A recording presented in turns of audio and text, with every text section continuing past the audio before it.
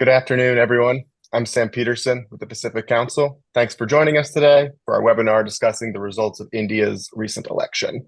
I'm really looking forward to both of our speakers. They'll discuss for around 40 minutes before we turn it over to Q&A. So please submit any questions you have via the Q&A chat at the bottom of your Zoom screen. I'm going to give brief intros of our two speakers before turning it over to Meta, who's going to moderate the conversation. So first, let me introduce Michael Kugelman. Michael is the director of the Wilson Center's South Asia Institute. He is also a columnist for Foreign Policy magazine and writes the South Asia Brief, a weekly newsletter of news and analysis from the region. He's managed the South Asia portfolio at the Wilson Center since 2007 and leads the center's programming and research on the region. His work has been published in the New York Times, the Los Angeles Times, Foreign Affairs, Politico, Bloomberg, CNN, and Al Jazeera. We're also joined by Meta Jaishankar. Meta is a producer and media consultant with nearly 2 decades of experience in the global entertainment industry. Her capacity to foster cross-cultural collaborations led to her selection by the U.S.-India Business Council as part of the Chamber of Commerce to co-chair the Media and Entertainment Council. Meta has lived in 8 countries. Meta participates as a teacher at the Screenwriters Institute for Roadmap Writers and is a member of the board for the LA-based Asian World Film Festival.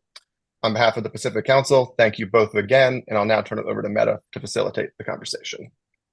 Hi, Sam. Thank you so much for the lovely intros. And Michael, it's really an honor to moderate this with you.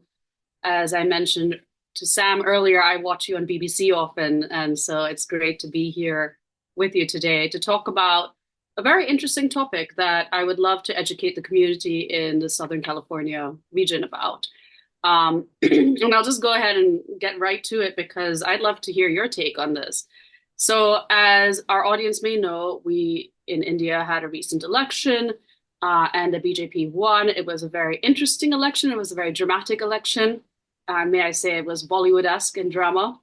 And so I'd like to ask you, Michael, if you can explain to our audience what factors really contributed to the BJP winning and how did their campaign strategies, especially this time around, this is the 3rd time that the BJP has been elected into government. So what do you think their campaign strategy involved this time around compared to previous years? Yes, thanks, Meta. It's great to be here with you. Appreciate the kind words, and thanks to the Pacific Council for having me. Yeah, it really was an interesting election for many reasons. But I'd start by trying to put this in some proper context. There's been a lot of talk in the days and weeks since the election results were announced that this was a big setback for the ruling party, for the BJP, and that it did not perform as well as many had thought it would. And that's true, but it's important to keep in mind that it actually did do quite well in the sense that the BJP got more seats than any other party by far. Its vote share was actually very similar to its vote share in the last Indian national elections in 2019 when it won re-election in a landslide. The BJP is by far the most dominant party in the new coalition in terms of seats held. And Narendra Modi won a 3rd straight term, which is something that no other Indian leader has ever done other than Nehru.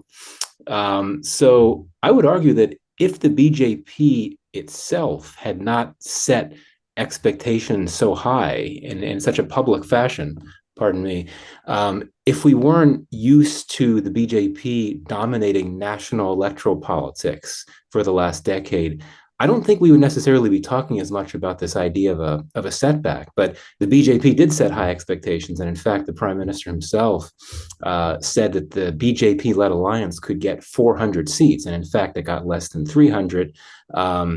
This comes after it won the 2019 and 2014 elections with a very wide margin, when there was no need for a coalition, as there is now. So in terms of its campaign, how it waged its campaign, I would argue that on some levels it was comparable to what we saw in 2014 and in 2019, in the sense that there was a lot of focus on issues like the economy and things like that. And I would also argue that the rhetoric in the BJP's campaigning was at times quite divisive, which again was what we had seen previously. But one thing that I think stands out that's different from what we had in previous BJP election campaigns and it's hard to put this specifically, but it's almost a sense that the BJP didn't feel as much of a sense of urgency to compete. And many observers in India have said that there might have been a level of complacency on the part of the BJP leadership, just a strong assumption that it would be back, that it would win re-election again, and that there may not have been as much of a need to be as energetic on the campaign trail as had been the case previously. So that's one factor. But I would argue that there are a number of reasons, and we can go into these if you like, a number of reasons why the BJP did not do as well as many had expected. I actually really want to get into that and also ask you a question about the opposition. But before we do that, keeping in mind our audience, can you just very simply explain how Indian elections work? I've tried to do this many times with my friends in LA, successfully, sometimes unsuccessfully at other times. But if you can explain how we have a president, prime minister, and how does the common man or woman go vote, where does this lead to, and our two houses? I'd love for you to give an explanation if you don't mind. Right. So, I mean, India is a parliamentary democracy led by a prime minister. And in the case of India, and this is not always the case in parliamentary democracies, but in the case of India, there is a president, but the presidency is a relatively ceremonial post compared to the prime minister. The president does have some degree of power and influence for sure, but the prime minister is known as the head of the government, and it's really the prime minister that at the end of the day has the most powerful role, the most powerful political role in the country. I think that when we think about Indian elections, when we think about national elections in India, one thing that most stands out that I think for many observers is quite surprising is how long Indian elections are. They don't occur over one day or over a week or a few weeks, but over quite a few weeks. And we know that this election cycle began around mid-April, and the results were announced in very early June. And that is because elections take place over different phases. Different states in India are assigned different dates for when voting occurs, and then that's when the voting takes place. And results for all of the states are announced on the same day. And in this case, I believe it was on June 4th. Now, there have been some that have made the argument that these elections don't need to take so long in India, that surely there must be a way to make them shorter. But I think that there's something to be said for carrying them out in staggered fashion. I mean, as we know, as we all know, India is the most populous country in the world, which means it has a very large voter base. It takes a long time for all these votes to be tabulated, and so I think in that sense, it makes sense for the process to take so long, but. I do imagine that in the years ahead, particularly as electronic voting machinery are used more, which have been a bit controversial in India. There have been some accusations that they're prone to irregularities and all that. But as things change in the coming years, I think that there might be a bigger pitch for trying to reduce the time that elections take. But yeah, this is why many point to the success of electoral democracy in India. The fact that it's such a large country, such a populous country, the most populous country in the world. You have elections happening over a number of weeks, and yet you really don't have significant cases of allegations of irregularities, fraud, things like that. Unfortunately, this is a reality in the electoral politics and the elections of a number of other countries, including some of India's neighbors. But for the most part, India's elections get really strong marks in terms of how they're conducted and in terms of transparency and credibility and all of that. And coming back to what you were talking about earlier, can you talk a little bit about the opposition? How did they compare to expectations that we had based on media reports? And what does it suggest right now about the political climate? Right. So, we've been hearing for so long that the opposition, particularly the lead opposition party, the Indian National Congress, and more recently this opposition alliance, which goes by the acronym India, is simply not in a position to compete with the BJP in national politics, not state politics. We have seen opposition parties, including the Congress Party, win a series of state elections over the last few years, particularly in areas of the South and India, where traditionally the BJP has not been as strong. So this is one reason why it was so significant that the opposition did much better than so many had expected. And I would argue that one reason for that is that it was able to exploit a number of vulnerabilities of the BJP, and that includes economic stress. You know, we talk so often about India's economic growth and the India growth story. That's all true, but you have issues like inflation, unemployment, income inequality, and so on that have endured in India despite broader growth.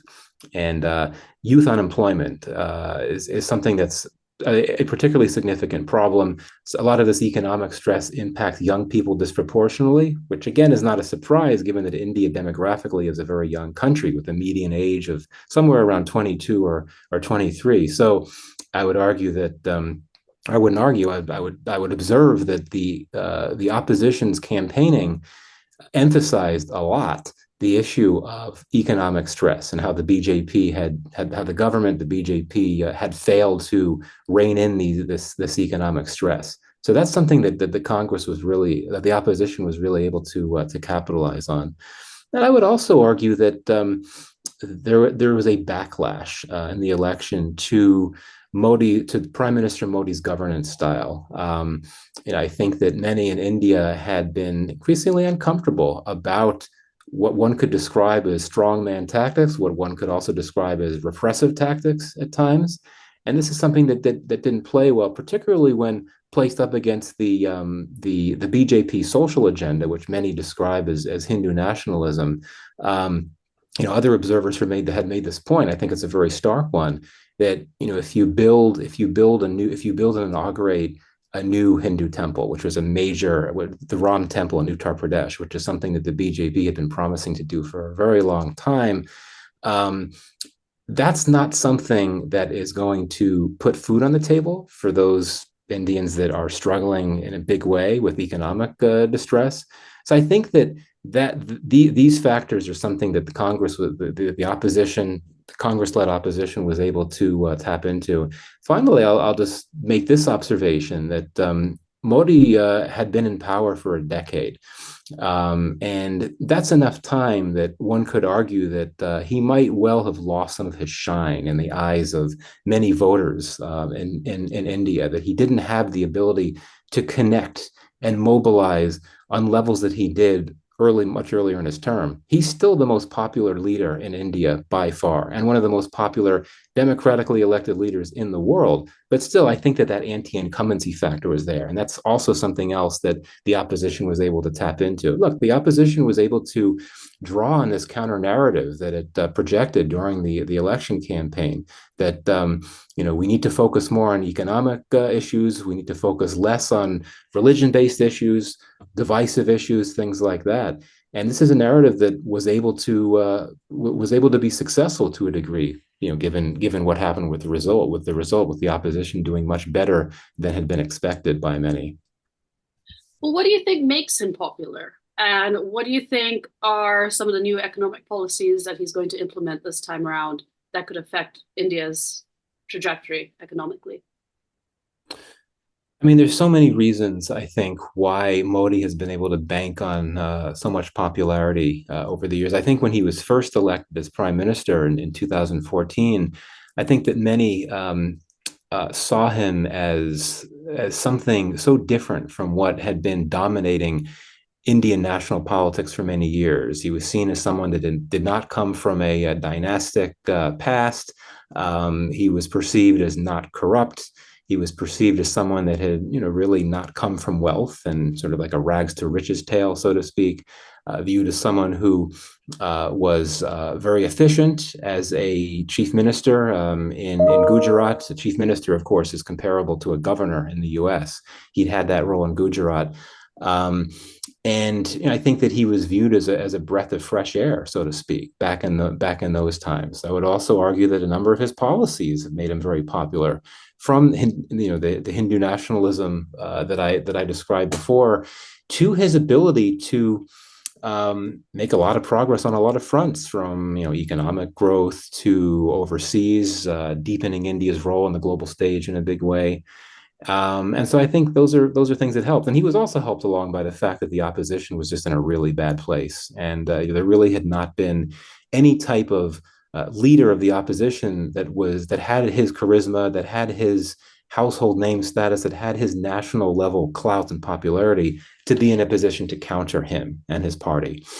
Turning to what economic policies we might expect from Modi in his third term, I think we'll have a very good answer to this question probably around mid-July, because that's when the government is expected to announce its first budget. So I think that'll be a key signpost for what the priorities for the government will be. But in terms of what we could expect, I think that there will be stepped up measures focused on economic relief, particularly anything that could ease high food costs, the unemployment issue. So welfare announcements of new welfare programs, job creation programs.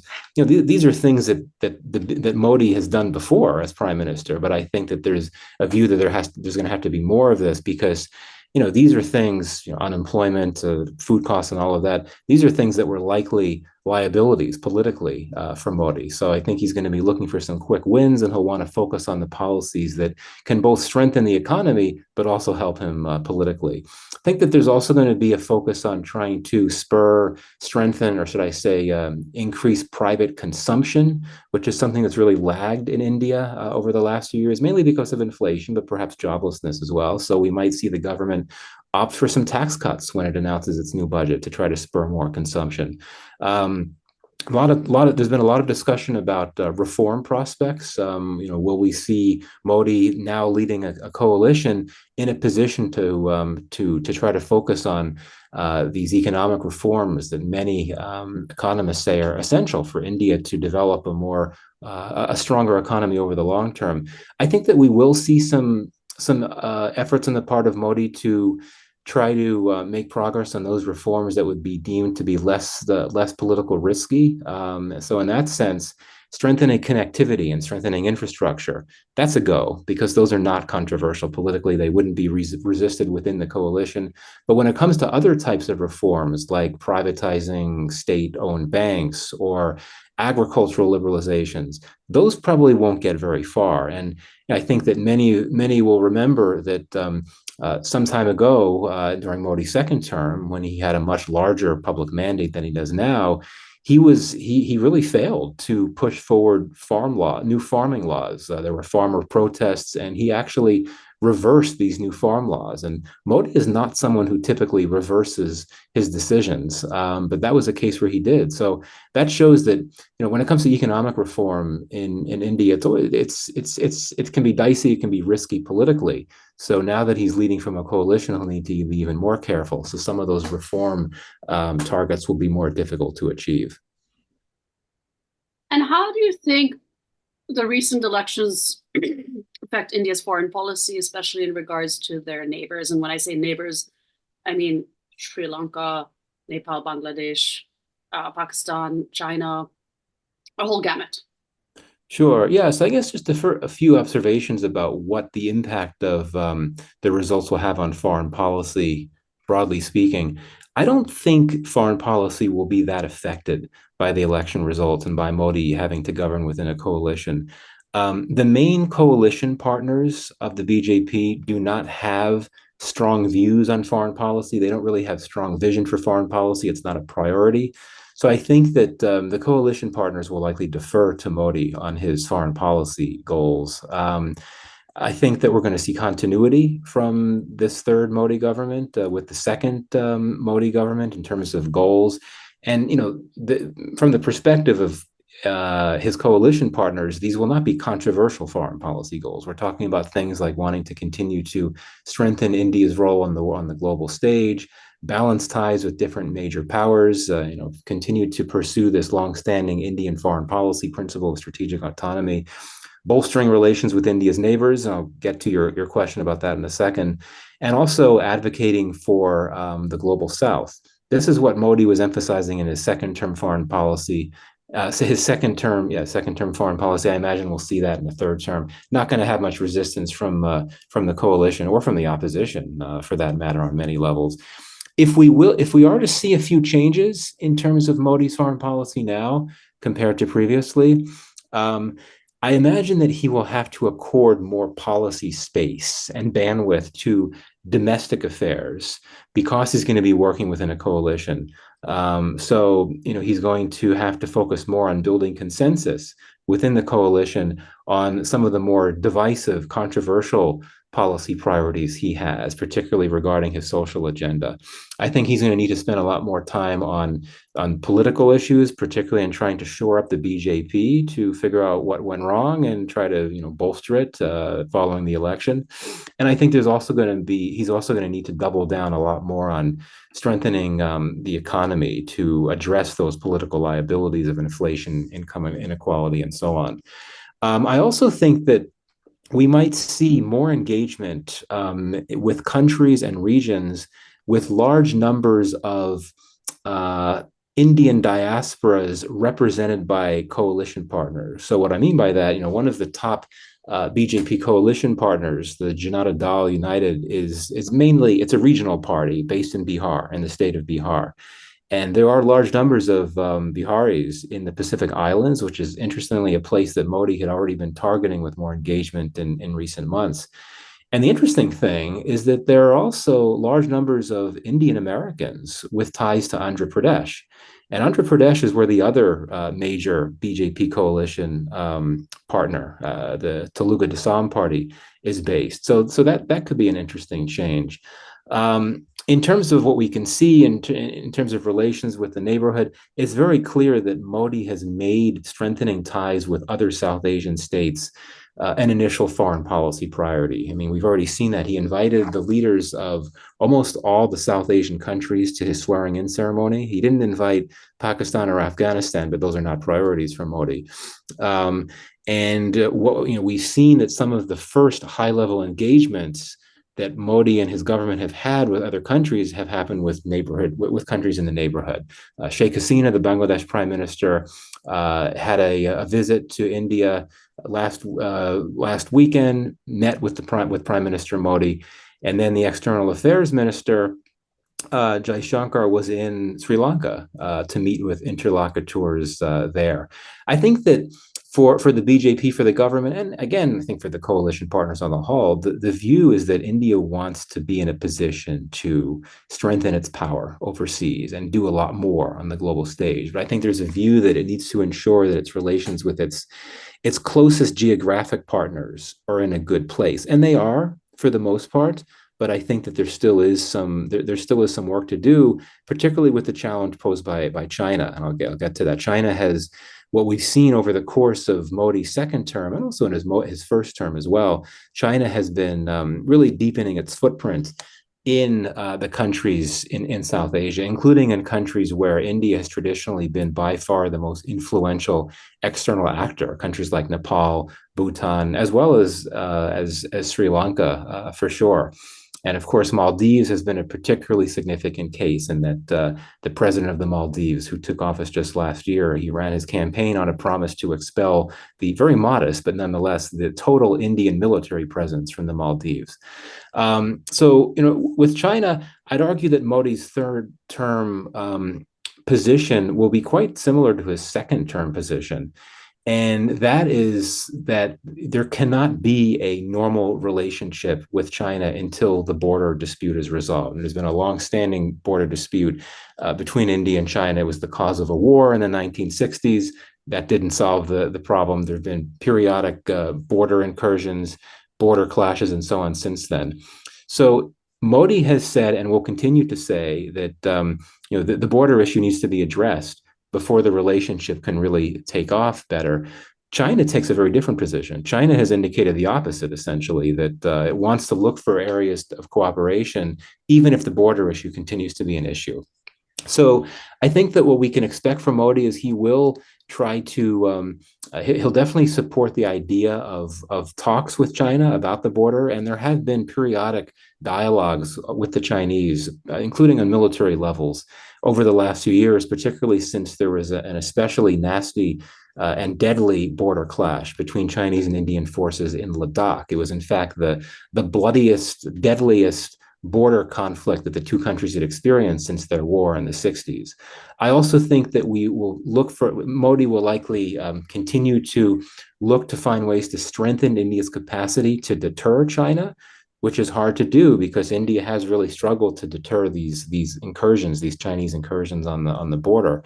Um, so this suggests that India will look to continue to strengthen its ties with the US, particularly in the areas of intelligence sharing. We now know, we learned this some months ago, that US intelligence passed on to India helped avert another India-China border crisis. This was several years ago. U.S. intelligence was able to help India realize that China was planning movements across the border into India.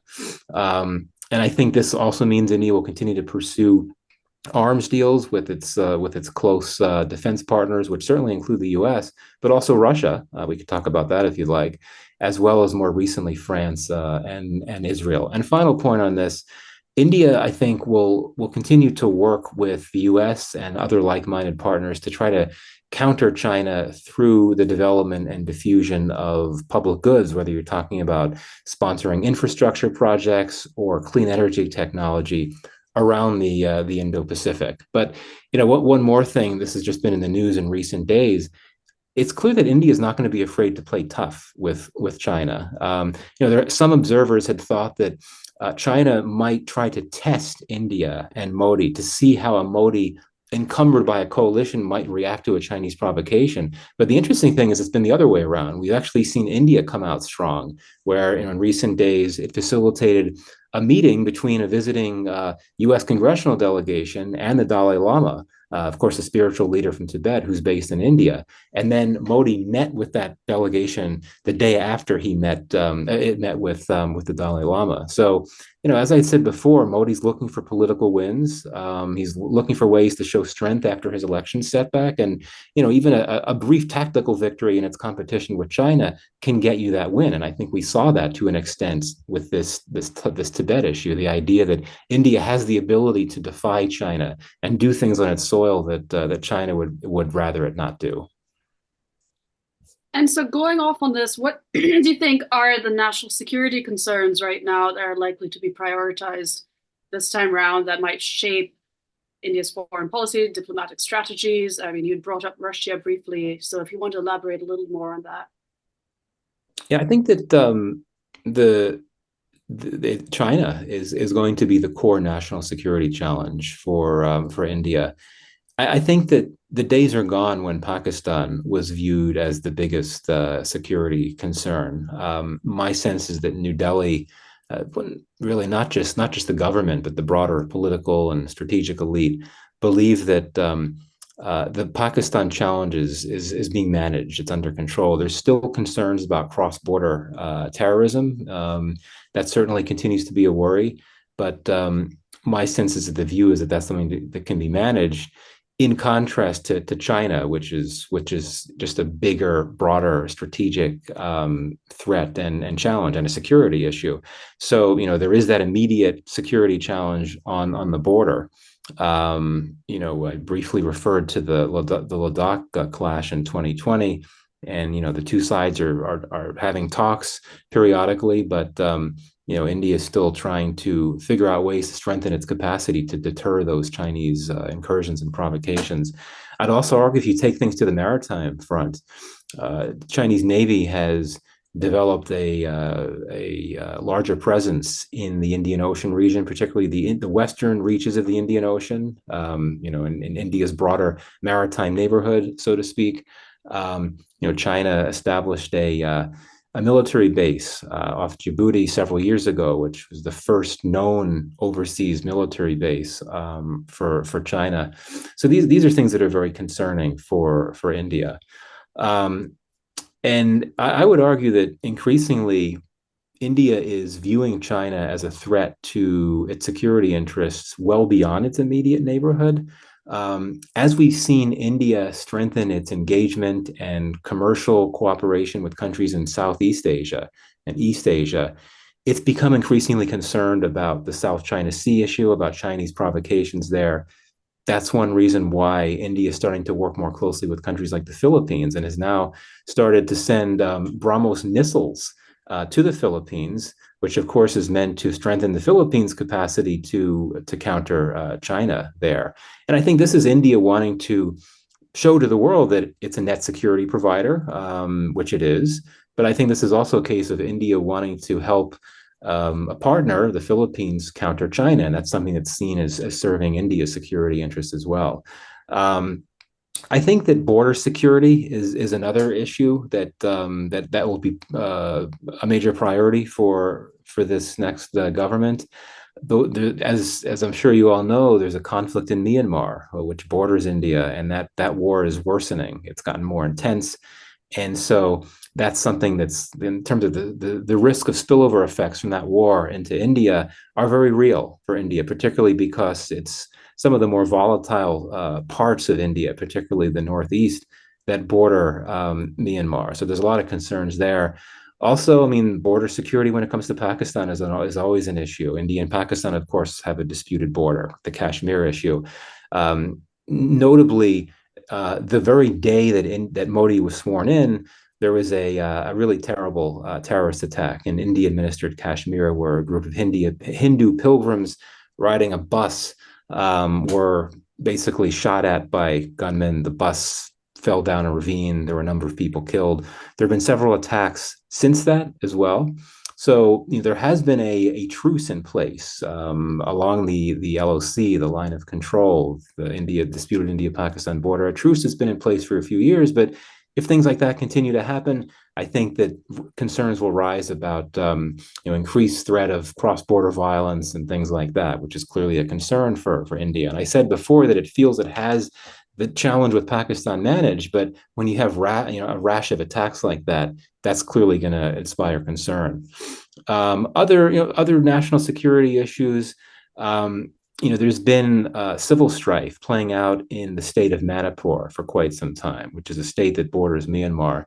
And this is something that New Delhi will continue to worry about, I think, so long as it continues to play out.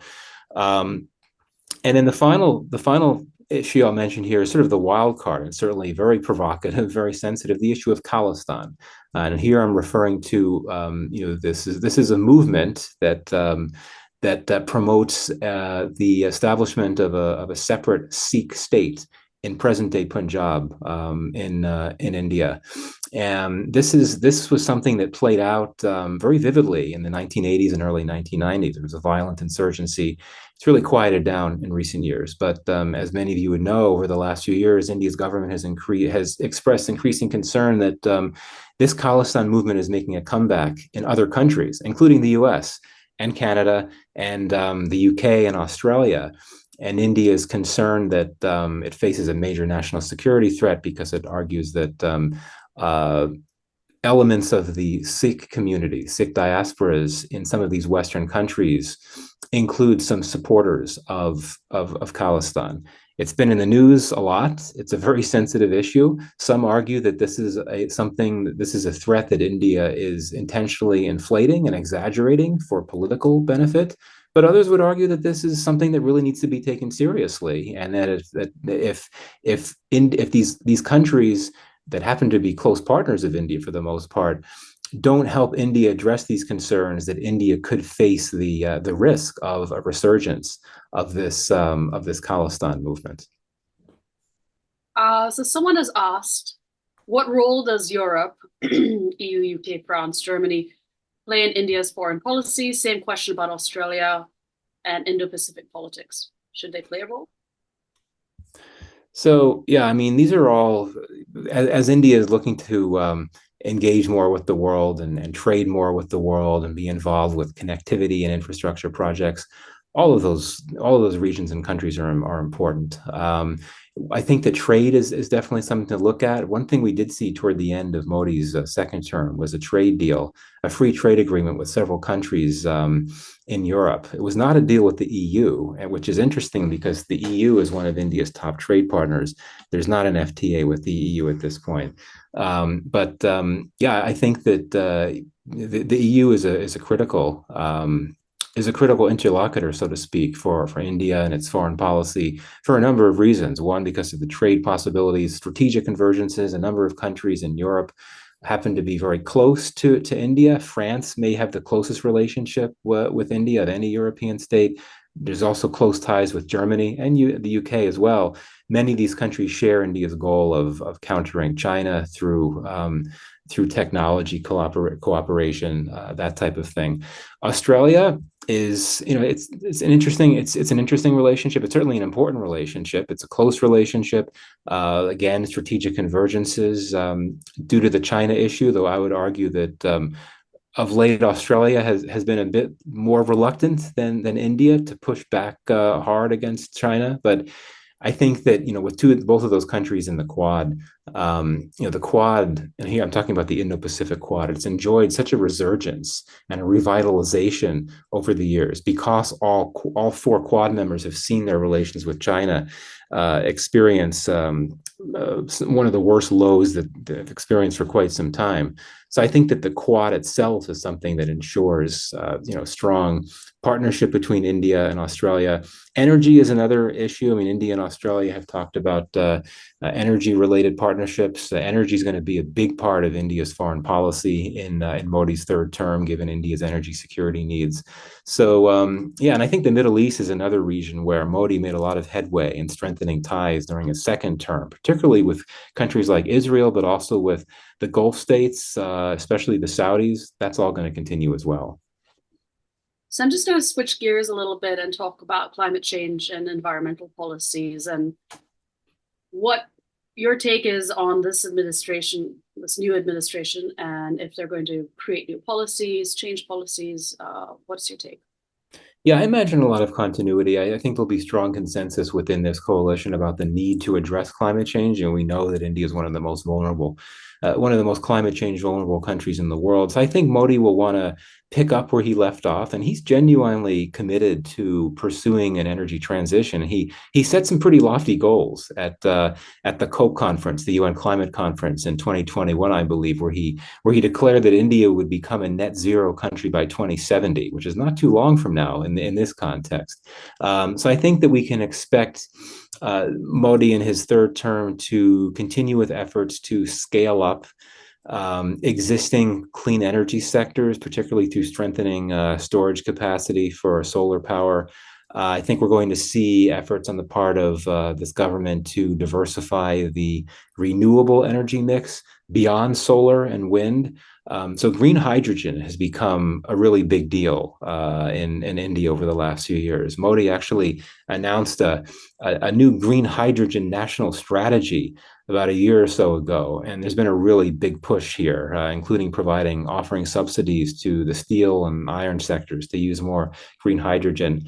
I think there's going to be a push to try to lessen India's reliance on natural gas as a bridge fuel, particularly for transports. There's going to be a big push, I think, to bring more use of renewable energy in urban transport sector.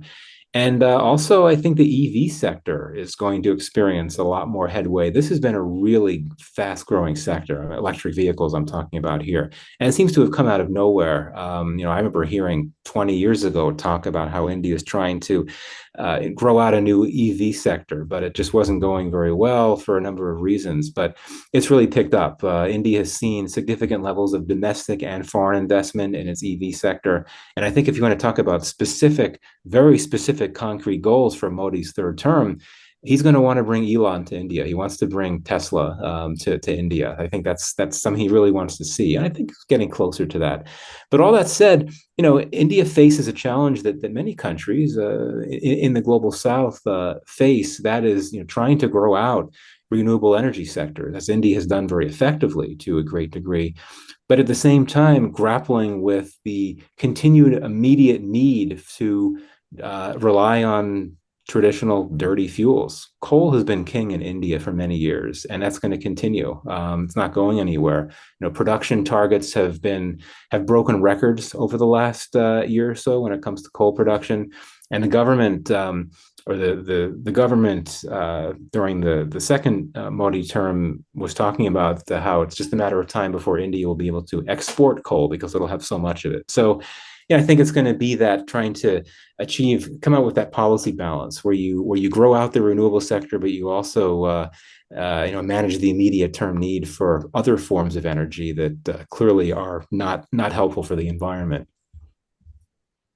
And well, this is a subject dear to my heart. It's a very general question for you. How do you think this administration will influence economic, technological, and cultural ties between India and California? Yeah, good. I think. Go ahead. I think that here we could talk about the Diaspora Connect. Correct me if I'm wrong. I believe there are more Indian Americans in California than any other U.S. state now. And what we've seen, Prime Minister Modi, he likes to leverage the Indian diaspora to help strengthen India's global engagements, including with the U.S. And so I think we'll certainly expect to see more of that in his third term. And I would also highlight here the issue of tech. I think that tech may be the fastest growing aspect of U.S.-India cooperation right now. Not security. I think that tech there's just a lot happening bilaterally when it comes to tech. ISET, which is a relatively new initiative, an initiative on critical and emerging technologies managed by the national security advisors in both countries. The National Security Advisor, Jake Sullivan, was just in India recently to lead a meeting with his counterpart, Ajit Doval. There is a semiconductor MOU signed between India and the U.S. recently, which is meant to strengthen India's capacity to become a global semiconductor player. You've got a lot of multilateral tech cooperation in the Indo-Pacific Quad, as well as other multilateral groupings that the U.S. and India are both a part of, including the I2U2 Quad. And this is driven to a great degree by a strategic imperative of countering China with tech and trying to bolster India's capacity to be a global tech player and to attract tech production from China. So, yeah, this then situates this question around Silicon Valley, and so yeah, I think that when Prime Minister Modi next visits the U.S., there's a good chance that he'll be in Silicon Valley. He's made that trip before. So I think that's something that'll clearly be important for Modi and the government, given how important tech is in the U.S.-India relationship. And I'm very proud to say that just yesterday, or day before yesterday, the Academy of Motion Pictures Arts and Sciences invited many Indian filmmakers to join, and there are now dozens of members of the Academy who are of Indian origin, who are Indian filmmakers, both in South India. I'm sorry, some construction there. Both in South India and what we would call Bollywood. And so I'm very excited on that front as well. I'm just going to end with one last question about how the implications of this elections when it comes to trade and immigration policies, and as we were discussing already, partnerships between India and the United States. Yeah, so that's a good question. I mean, I think that the technology partnerships, those will continue at pace. Those would have continued at pace, wouldn't have been affected by the election in any way. I mean, I think that the strategic imperatives I mentioned before ensure tech cooperation will remain robust. There's multi-partisan support for that in both the U.S. and India. But, it's interesting when it comes to trade and immigration issues. I actually think that these might be matters that could be impacted more by the outcome of the U.S. election, the upcoming U.S. election, than the Indian election. I mean, if there is another Trump administration, we could see shifts in trade and immigration policies in the U.S. that impact potentially deleteriously the U.S.-India relationship. I mean, as you'll recall, I'm sure, when President Trump was in power the last time, trade became a bit of an issue in the U.S.-India relationship because of various tariff policies, and so on. trade, I think, has often been a bit of a bit of a tension point in the U.S.-India relationship because of protectionist tendencies on both sides. But I think that those have been papered over a bit in the current administration. But I think that those could return to the fore if we have a change in government here. It remains to be seen, of course. This is all speculation. But I think that for all this conversation has been about how India's election could impact India, including its foreign policy relations with the U.S. I think it's going to be an interesting conversation to have after the U.S. election as well, because there could be some notable impacts then as well. Great. Oh, Lord. Sorry, there's major construction. Sometimes I don't know if I'm in LA or Mumbai with this construction here in West Hollywood. So I'd love to open the floor to some questions. I had a question earlier about whether the election was engineered. Newspaper reports say otherwise, though. I'm not so sure how to answer that. I don't know if you guys have ever seen the Eddie Murphy movie, blanking on the name, talking about engineering elections. But continue if you'd like to, Michael, to address that. Yeah, I mean, as I said, I think that it is important to acknowledge some of the pre-election realities in India, really sort of the pre-election environment, so to speak. There had been a lot of concern about the election environment not really providing a level playing field because there had been some significant crackdowns and other things that were happening that disadvantaged the opposition, particularly the Congress Party. We saw some cases of the finances of the Congress Party being held off, being seized. There were tax penalties, things like that. And the government said it was just it was doing its job. There were illegalities, whereas the opposition, the Congress, had said that this was basically the BJP trying to undercut its electoral prospects by weakening its finances. Another prominent opposition leader, Arvind Kejriwal, who heads one of the many regional parties in India, including this one, has been in control in New Delhi for quite some time. He was arrested, spent time in jail. And just the broader environment, which I think it's important to highlight, that the opponents of the government, critics of the government, whether you're talking about the political opposition or others, had experienced crackdowns, had suffered through crackdowns. So I think that for many, particularly critics of the Indian government, that the election was not occurring on a level playing field. But I think in terms of the idea of the election being engineered, I definitely would not agree with that. As I had said earlier, it's actually quite striking how, despite what happens unfortunately in Pakistan and Bangladesh, and a few other countries in the region over the years with major concerns about rigging and irregularities and things like that, has not been the case in India. This is not to say that there were not irregularities. And I had said before that for many years, the opposition parties of the day have claimed that these electronic voting machines are corrupt, that they're prone to rigging and so on. But there's not much evidence to suggest that's the case. So, yeah, I think at the end of the day, and for me, one of the big takeaways of this election is that electoral democracy is alive and well, in the sense that the election was carried off quite successfully. Relatively few concerns about rigging and fraudulent stuff and all of that.